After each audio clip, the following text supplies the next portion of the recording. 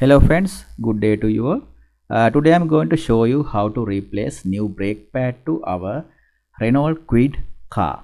So we need a normal jack, new brake pads, wheel brace, G-clamp and the toolkit. We'll see how to do this.